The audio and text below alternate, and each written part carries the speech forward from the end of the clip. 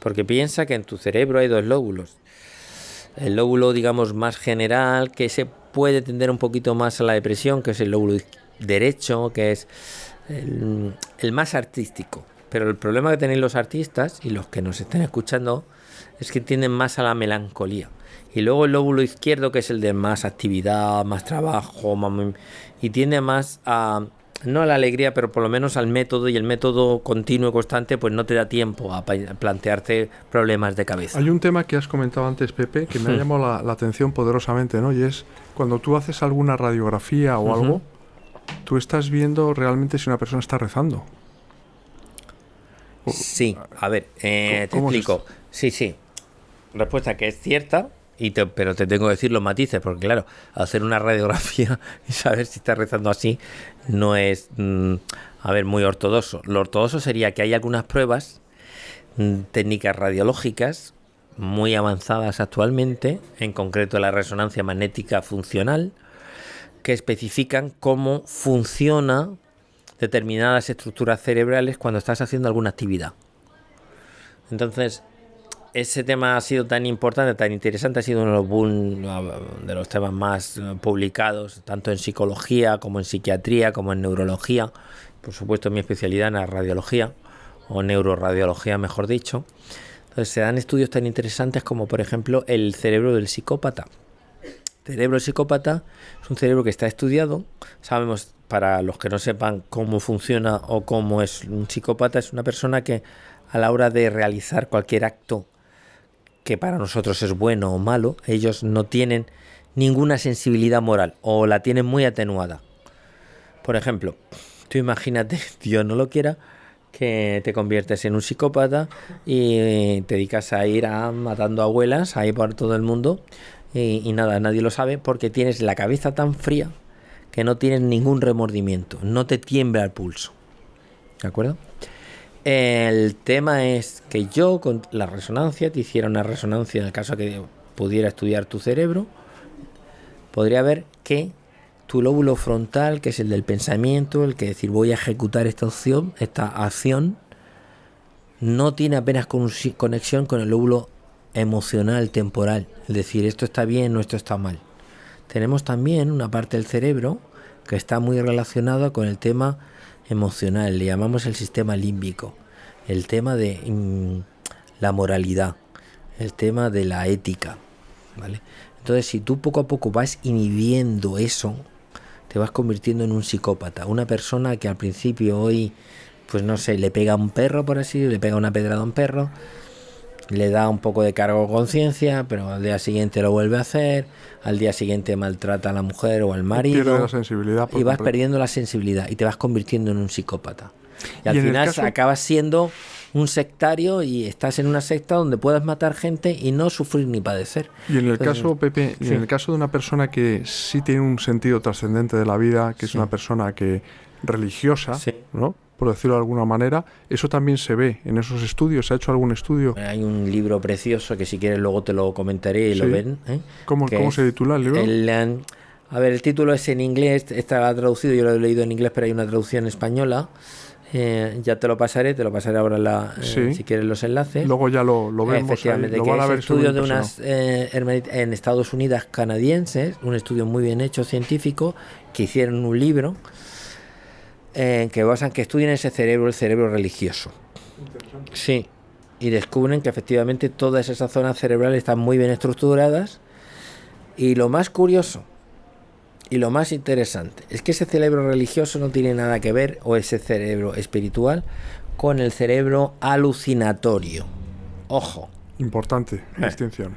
Sí, pues porque uno de muchos ataques a la religión en estos últimos años, desde este sesgo cientifista, ¿no?, que ha ido en contra de la religión, es precisamente mezclar la religión con la superstición y con el fenómeno alucinatorio o paranoide. Que para que lo entiendan todos es: yo hago una idea que es mentira, pero hago que se la crea todo el mundo y todos creemos que eso es verdad. Eso sí ocurre en muchas sectas, ocurre incluso en temas políticos. O sea, ¿cómo podemos seguir votando, y sin entrar en política en concreto, a personas que sabemos que lo están haciendo mal? o que han mentido. No, porque yo soy de toda la vida, soy del verde y yo tengo que votar al verde. Y dice, mira, estás confundiendo la política con el fútbol.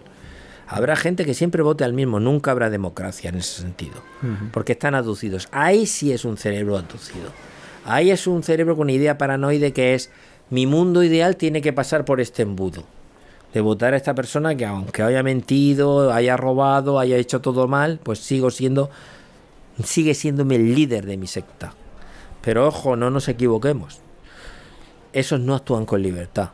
En cambio, la religión cristiana en general y la católica en particular tiene que basarse en la libertad. Y uno es libre. Y sí es cierto que estos estudios certifican que estas personas tienen una estructura mental y cerebral muy equilibrada. También es verdad, no puedo mentir, que hay gente que tiene fenómenos que son capaces, los sensitivos, de ver cosas, ven otras experiencias, ven otros seres o personas que, y si quieres tocamos el tema, a mí no me preocupa en tocarlo. Es que te gusta hablar contigo, es un libro abierto. O sea, vas pasando de una a otra, pero todo es interesante. No, soy un TDAH ya diagnosticado y no me da vergüenza que lo escuchen los 200.000. Pero todo es una suerte, sí. Pero me interesa que sigas profundizando, Pepe, que sigas profundizando en el cerebro de una persona religiosa. Sí. Cómo es una persona equilibrada. Sí.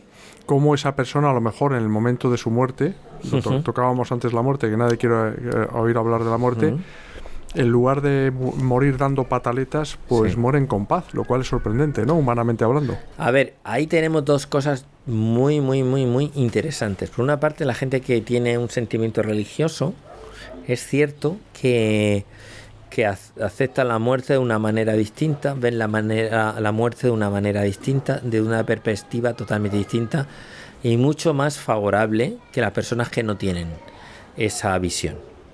Pero eso no lo digo yo, lo dicen estudios científicos muy bien cementados, ¿no? Muy bien enraizados.